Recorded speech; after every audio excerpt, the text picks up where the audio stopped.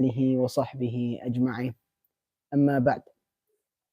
For today we are continuing with our lesson of Usool Sunnah by Imam Ahmed, the principles of the Sunnah by Imam Ahmed, and by the will of Allah subhanahu wa ta'ala it will be our last lesson today. So we will get to the end of the book by the end of today. And this book, Usool Sunnah, as we have stated many times before, and we will state now for the last time bi'idhnillah, is a book that separates Ahl al-Bid'ah and Ahl al-Sunnah. Those people of innovation, those people who bring new things into the religion, and those who are upon what the Prophet sallallahu alaihi wasallam was upon. Those who are upon what the Prophet sallallahu alaihi wasallam did and what he sallallahu alaihi wasallam said. For this book is very important from the time it was written to our time now. And these principles, these usool, are the ones that will stand from the time of the Prophet sallallahu alaihi wasallam, as they all derive from that of the Prophet sallallahu alaihi wasallam till the Day of Judgment. They are all principles that if a person, he combines all of them, then he is upon the haqq, and he is from Ahl Sunnah wal Jama'ah. But if he leaves one of them, even a mustard seed of them, then he leaves the fold of Ahl Sunnah wal Jama'ah. And Imam Ahmed rahimahullah, he states, and he starts the book by saying, Usool Sunnati indana, that the principles of the Sunnah are with us. Meaning those who follow the Prophet sallallahu alaihi wasallam, those who follow Allah subhanahu wa ta'ala, who obey Allah subhanahu wa ta'ala in the right way, and those who follow the Sunnah of the Prophet sallallahu alaihi wasallam by the understanding of the Salaf as-Salih, the Sahaba, the companions of the Prophet sallallahu alaihi wasallam, those who came after them, the Tabi'een and the Tabi'at Tabi'een, those who came after the Tabi'een. For Imam Ahmed rahimahullah, he went through many of the usool, beginning with matters of the unseen, such as the ru'ya, seeing Allah subhanahu wa ta'ala, and others such as the punishment of the grave. And if you go back to the episodes before, you will find them. And then he went on to speak about matters such as khuruj, such as rebelling against the hakim, against the ruler, and the matters of khuruj. And then he went to speak on about those who are going to Jannah and those who are going to the hellfire, and how do we interact with certain people. Can we say they are going to Jannah, and can we say they are going to the hellfire? And he came to the conclusion by the daleel, by the evidences, that you cannot state this for a person except if the Prophet sallallahu alaihi wasallam has stated it for him, or Allah subhanahu wa ta'ala has stated it for him. And now he comes on to the last few usool, and he starts by saying, وَالرَّجْمُ حَقٌّ عَلَى مَنْ زَنَى وَقَدْ أَحْصَنَ إِذَا اعْتَرَفَ أَوْ قَامَتْ عَلَيْهِ بَيِّنَةٌ. That zina, its punishment is being stoned if the person is married, stoned to death. If he acknowledges it and comes and says, yes, I did it, or the evidence is produced against him.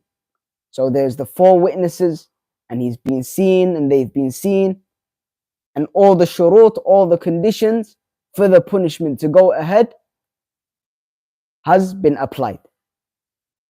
And then he rahimahullah, he says, وَقَدْ رَجَمَ رَسُولُ اللَّهِ صَلَّى اللَّهُ عَلَيْهِ وَسَلَّمَ وَقَدْ رَجَمَتَ الْأَئِمَّةُ الرَّاشِدُونَ. That the Prophet sallallahu alaihi wasallam has stoned people, and that the 4 caliphs, Abu Bakr, Umar, Uthman, and Ali, they have stoned people as well. And we know from these people that the Prophet sallallahu alaihi wasallam has stoned is someone by the name of Ma'iz ibn Malik radiyallahu anhu, who was stoned, and al-Juhaymiyah, and that which is the famous story of the woman who came to the Prophet sallallahu alaihi wasallam saying that she had committed zina and that she had fell pregnant from this zina, from this adultery, and that she wanted to purify herself, because we know that the punishment, the capital punishment, is a type of tazkiyah, as a type of tathir, of purification of this major sin, purifying yourself in this dunya rather than it being held against you in the akhirah. And Imam Ahmed rahimahullah, he has stated this previously. And this woman, she came to the Prophet sallallahu alaihi wasallam asking to be stoned. But the Prophet sallallahu alaihi wasallam, acknowledging that she was pregnant, he told her to wait until the child is born. So when the child was born, she came again. And he sallallahu alaihi wasallam said, wait till he stops drinking milk from your breast. For she waited until that finished, and she came and she showed the child being fed that other than the milk of the breast. And then the Prophet sallallahu alaihi wasallam stoned her. So she herself came and said she wanted to be stoned. Like we have said before, the people at that time, due to their iman, rather than seeing this punishment as something that is backwards or something that we should not listen to, like many of the liberals say and many of these advanced Muslims or these progressive Muslims say, they saw it as a way to get rid of this major sin in this dunya. Because out of their iman, they knew the punishment in the akhirah and how grave and how severe and how great it would be in the akhirah compared to this dunya. That they acknowledge that being stoned to death, that being killed in this dunya is nothing compared to the punishment of the akhirah. So they would have rather took the punishment in the dunya than in the akhirah. And many of the liberals, they say it's against human rights, or they have this humanistic idea that a person shouldn't be stoned, that is brutal, that is backwards. But this is what has came to us from Allah subhanahu wa ta'ala and from His Prophet sallallahu alaihi wasallam.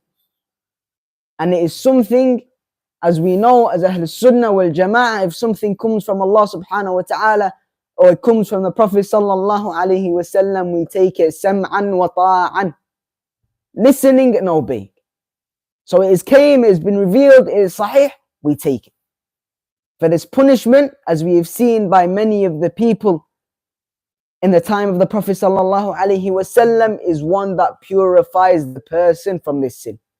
And it is one that is upon haqq, that is truthful, that is right.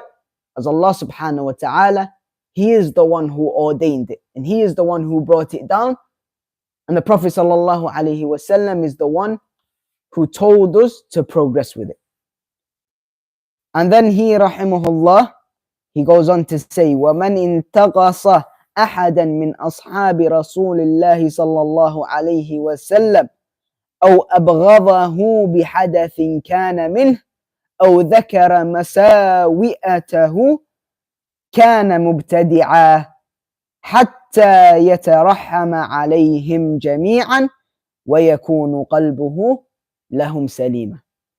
That if any person criticizes the companions of the Prophet sallallahu alaihi wasallam, if he speaks about them, if he says this person is bad, or this Sahabi did this, and this Sahabi did that, and this Sahabi doesn't deserve this, and he's not of this status, or this, or whatever they say, any person who does this is not from Ahl Sunnah wal Jama'ah. And the ulama, they have differed whether this person who states that, who talks about the Sahaba, they have differed whether he is a kafir or he is not. They have differed in it. But the majority have came to the conclusion that any person that, for example, says Aisha radiallahu anha, she committed zina, even when Allah subhanahu wa ta'ala made her free from that, they have came to the conclusion that that person is a kafir. So if any person speaks about the Sahaba radiallahu anhum ajma'in, if he speaks about him and he continues to say that he hates him for something that he has done or occurred from him, or he says his faults, for example, saying this person is so and so, or this Sahabi has so and so, then this person is a mubtadi'. He's an innovator. He has brought something new into the religion. Because the Prophet, Allah subhanahu wa ta'ala, and the Prophet sallallahu alaihi wasallam have told us to obey and to follow these people, and that they are some of our role models, and that they are the best of people. Khairun nas qarni, the best of people are my generation. The Prophet sallallahu alaihi wasallam has said this in a hadith that is sahih. And we have mentioned before that the Sahaba, their level is so high that if they were to see the Prophet sallallahu alaihi wasallam without actually talking to him, without actually being there for longer than a split second, but they have believed in him, then their rank is better than anybody else. And this is the level of the Sahaba. So for a person now from this generation, or from the generation before us, or from any of the generations to come and to say, this Sahabi did this, or he hates him for a certain thing he did, then this is an innovation. And this person has no right to do it.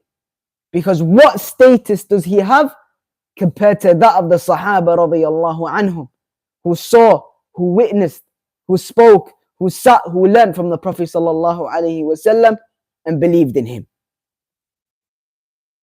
And this innovator, he will continue to be an innovator unless he asks for mercy for all of them, wishing mercy upon all of them, and that he has no ill feeling to them. Whether there is certain people who speak about Muawiyah radiyallahu anhu, or some other people who speak about Abu Bakr and Uthman and Umar, or those who speak down on Ali, whoever they are, whatever Sahabi they speak about, then they are a mubtada' innovator. And this is something that is not from the religion, because the Sahaba radiyallahu anhum are people in this generation don't have a mustard seed of the iman, of their faith, of their courage, of their willingness to protect the Prophet sallallahu alaihi wasallam, to protect the Sunnah of the Prophet sallallahu alaihi wasallam, to protect this deen. And you have some people who they twist the words of the Prophet sallallahu alaihi wasallam, and they come with this tafsir or this type of philosophy, this explanation about this thing, and they go off desires, and then they start speaking about the Sahaba, start bringing them down from their status, which is a complete contradiction, and it is madness. Then he rahimahullah, he says, وَالنِّفَاقُ هُوَ الْكُفْرُ أن يكفر بالله ويعبد غيره ويظهر الإسلام في العلانية مثل المنافقين الذين كانوا على عهد رسول الله صلى الله عليه وسلم. That nifaq, hypocrisy, is kufr. And we have two types of hypocrisy. We have minor hypocrisy, that which is if a person, he goes on to the characteristics of the munafiq, like the Prophet sallallahu alaihi wasallam has told us, one of them being إِذَا وَعَدَ أَخْلَفَ, if he makes a promise, he lies. Or another one being, if he speaks, he lies. If he makes a promise, he breaks it, or if he speaks, he lies. and the others that the Prophet ﷺ has told us about. And this is a major sin. This is a major sin. But it is not taking this person out of the fold of Islam. And then we have the second of the hypocrisies, and this is major nifaq, major hypocrisy. And that is the one taking out of the fold of Islam, that makes this person a kafir. And this is when a person, he shows Islam, like that at the time of the Prophet ﷺ, he shows Islam but hides his kufr. Whether that is fear of being killed if they show their kufr, or whether that is to cause fitna between the Muslims, to cause problems between the Muslims, or whatever of the reasons, then this person is a kafir. And then he rahimahullah, he says, وَقَوْلُهُ صَلَّى اللَّهُ عَلَيْهِ وَسَلَّمَ. And he then goes on to state many ahadith that we should take as they are. And he rahimahullah, he says we should take them as they are, meaning, and we should narrate them as they are, meaning that to the general public, to the people, for example, if a person is a khutbah and he's speaking to the people, he narrates them how they are. For example, he rahimahullah says, ثَلَاثٌ مَنْ كُنَّ فِيهِ فَهُوَ مُنَافِقٌ. That if this person, these three characteristics that this person has, then he is a munafiq. When we go to speak to the general public, we say it as it is. And we don't give an explanation, we don't give a tafsir. However, when it comes to students of knowledge and explaining to them, we explain the explanation. The explanation of major kufr, that of major nifaq, or the kufr duna kufr, the minor kufr of that of the nifaq al-amal. So that of the hypocrisy that is in the actions.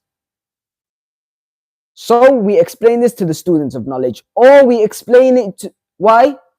To go against the khawarij, to go against those who say, if so-and-so does a major sin, then he is a kafir and his blood is halal. It is to go against them and their ideologies. We say, no, kida, major nifaq, minor nifaq, major kufr, minor kufr. We explain it in them two cases. But when addressing the public, to stop them doing these things, we say it how it is. And he will now go through many of the ahadiths, and I will say them in Arabic, then translate it in English. وَقَوْلُهُ صَلَّى اللَّهُ عَلَيْهِ وَسَلَّمَ ثلاث من كن فيه فهو منافق. هذا على التغليظ. ترويها كما جاءت ولا تفسرها. وقوله صلى الله عليه وسلم لا ترجعوا بعدي كفارا ضلالا يضرب بعضكم رقاب بعض. ومثل إذا التقى المسلمان بسيفهما فالقاتل والمقتول في النار. ومثل سباب المسلم فسوق وقتاله كفر. ومثل من قال لأخيه يا كافر فقد باء بها أحدهما. ومثل كفر بالله تبرؤ من نسب وإن دق. ونحو هذه الأحاديث مما قد صح وحفظ فإنا نسلم له وإن لم نعلم تفسيرها ولا نتكلم فيها ولا نجادل فيها ولا نفسر هذه الأحاديث إلا مثل ما جاءت لا نردها إلا بأحق منها. That he sallallahu alayhi wasallam says, three characteristics, whoever possesses them, then he is a hypocrite. This is being harsh in expression. We narrate this as it has been narrated, and we do not interpret it. And similar are his sallallahu alayhi wasallam's words when he says, do not return after me to being misguided believers, where you strike the necks of one another, meaning you kill one another. And just like if two Muslims meet with their swords to fight each other, then the killer and the killed are in the hellfire. And like his words, cursing a Muslim is a sin and killing him is kufr. And like whoever says to his brother, "Oh, you disbeliever," then it verily returns to one of them. And like it is kufr to Allah to disassociate from one's kinship, meaning to say, "This is not my father," lyingly, even if it is insignificant. So if it's a small thing, a very small time or out of anger, then the Prophet ﷺ says this is kufr. So all of this we say to the people how it has came. We do not explain it. Why? To stop the people from committing these actions. But when it comes to, as I have said, students of knowledge or fighting or speaking against the Khawarij, then we make it clear what is meant by these ahadith. And he rahimahullah, and he says, and similar to these ahadith, among that which is correct and has been memorized, verily we submit to them, even if we don't know their interpretation. So if we don't know the meaning of them, then we submit to them. And we do not speak about them, nor do we debate regarding them, nor do we interpret these ahadith except as how they were narrated. Meaning we don't explain to the general public what is really meant by them, for example, the minor or the major nifaq. Rather, we give them how they are given. And we do not go back and forward with a person saying this is minor or major nifaq and this and so.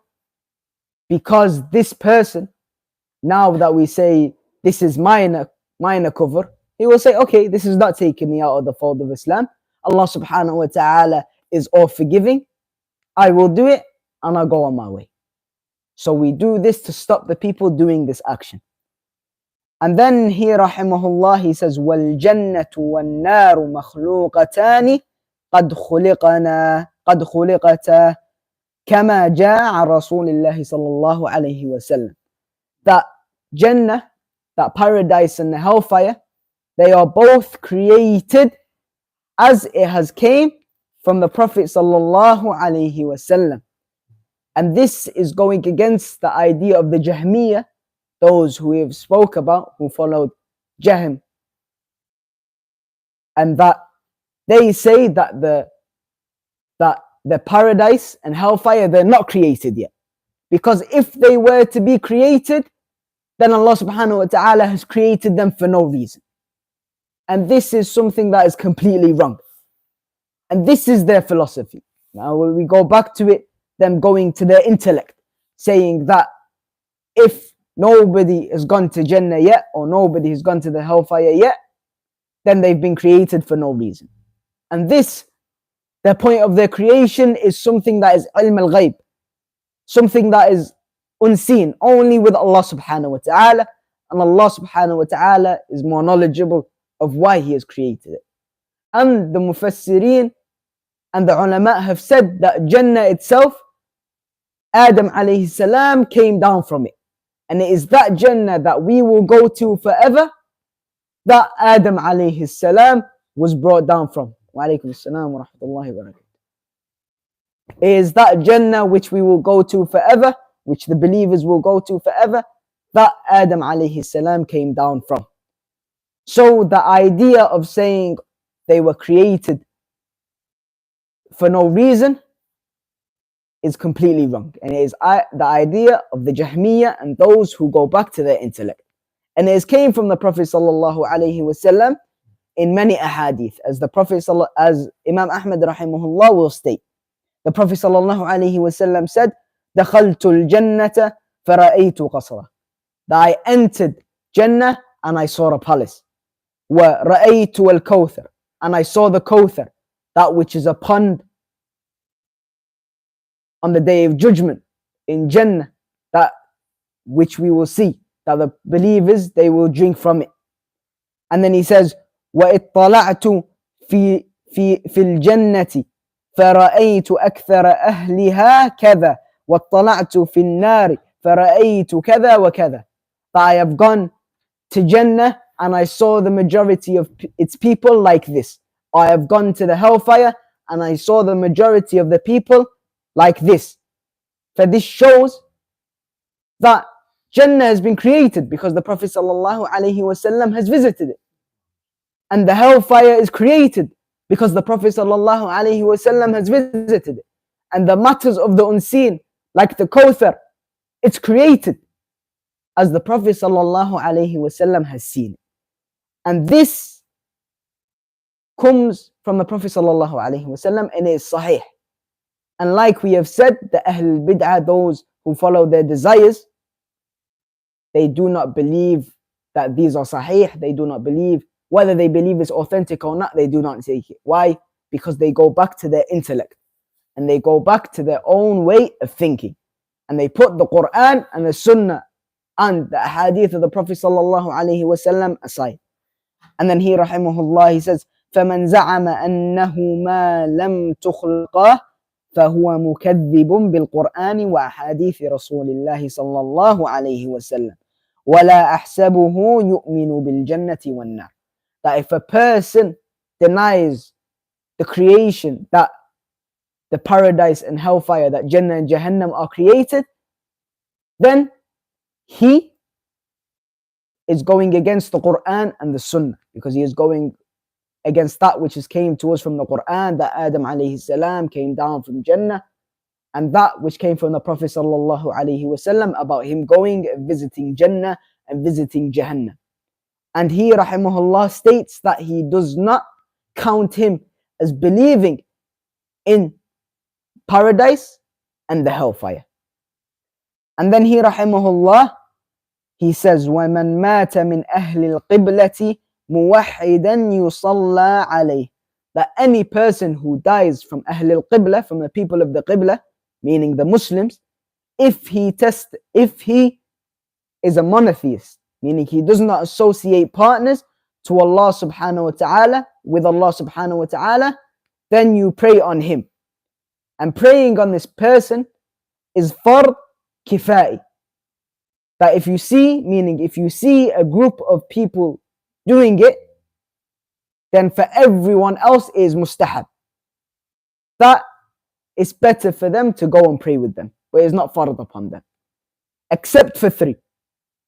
And it is those who died before puberty. So before they reached the age of puberty or hit puberty, they died, then it is mustahab, it is better to pray upon them. Or those who it's been stated, it's been known that they died as a shaheed. They died for the sake of Allah subhanahu wa ta'ala, then it is mustahab, it is better to pray upon them. And those who are miscarried. So if the baby, after the ruh, after the soul is blown into them, he dies, or the baby, he or she dies in the stomach, then it is mustahab to pray on them. But all of these are not fard. And anyone else is fard kifai, not ayn. Meaning that if you see a group of people pray on them, then you should join them. It is better for you to join them, but it is not wajib, it is not fard upon the people to join them. And then he, rahimahullah, and also if there is a leader or someone of authority from the leader, if he is there, then he should lead the janazah, rather than it being the one who is the most knowledgeable in the Quran. So if the hakim is there, if the ruler is there, then he is the one who should lead the janazah. And the scholars and the people of knowledge, they should not lead the janazah on that person who is known for committing major sins. So for example, if there was a musician who was very famous, then the scholar or the person of knowledge should not pray upon him, to show the people that this person's sin is grave and to push the people away from this sin. And then he, rahimahullah, says, وَيُسْتَغْفَرُ لَهُ وَلَا يُحْجَبُ عَنْهُ الْإِسْتِغْفَارِ. That a person should seek forgiveness for him. But that is only if he did not commit shirk. Because we know that the Prophet sallallahu alaihi wasallam wanted to make istighfar for Abu Talib. Sahih. Sahih. Rasul. That the Prophet sallallahu alaihi wasallam wanted to make istighfar for his mother, and Allah subhanahu wa ta'ala forbidden him from doing this. So a person that is a mushrik should not make we should not make istighfar for him. But if he is a Muslim muwahhid, he is a monotheist, then we should make istighfar for him. We should seek forgiveness for him. ولا تترك الصلاة عليه لذنب أذنبه صغيرا كان أو كبيرا أمره إلى الله تعالى. That if a person commits a minor sin or a major sin, then we should pray upon him, even still. Yes, we have said that the scholars should not pray upon this person if he commits a major sin and he's known for it. But the people must pray upon him. Like we have said, if you see a group of people, then it is mustahab upon everyone else. But there should be a person who prays upon him. And if there is a Muslim in a place who dies and there is no one to pray on him, then you pray Salat al-Ghaib. You pray the Salat al-Janazah for that person who has not had anyone to pray for him. And then that person who has committed the major sin or the minor sin, whatever it is to Allah subhanahu wa ta'ala. And we do not call him a kafir for that major sin like the Khawarij do. And then finally here, rahimahullah, he says, آخر الرسالة والحمد لله وحده وصلواته على محمد وآله وسلم تسليما. That this is the end of the Risala, this is the end of the letter of the Usool, and all praise is due to Allah alone, and may his peace and abundant blessings be upon Muhammad and his family. And we have now finished the book, and we ask Allah that he makes it one which is beneficial to us. And this knowledge that we have attained, I ask Allah subhanahu wa ta'ala that he protects us from using it in a way to show off that will cause us to go further away from him, and rather he allows us to use it in a way that will get us closer to him. And this matan, this book, these usul, should be one that a person should strive to memorize, that he should know. As a Muslim, as a person from Ahl Sunnah wal Jama'ah, he should strive and he should look to know these usul, so he can know the difference between Ahl al-Bid'ah and Ahl al-Sunnah, so he can know where to go ahead and where to stay away from.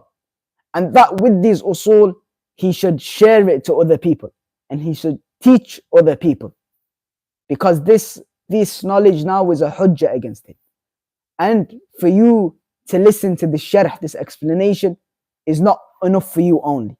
Rather, you should teach it to others, share it to others, memorize it, understand it, and go through it again and again and again, making it a reminder for you. Because we know many who have learned these usul, and then in the end, they do not follow them. So come back to them, memorize them, teach them, because these are great usul. And these could be the saver for you on the Day of Judgment.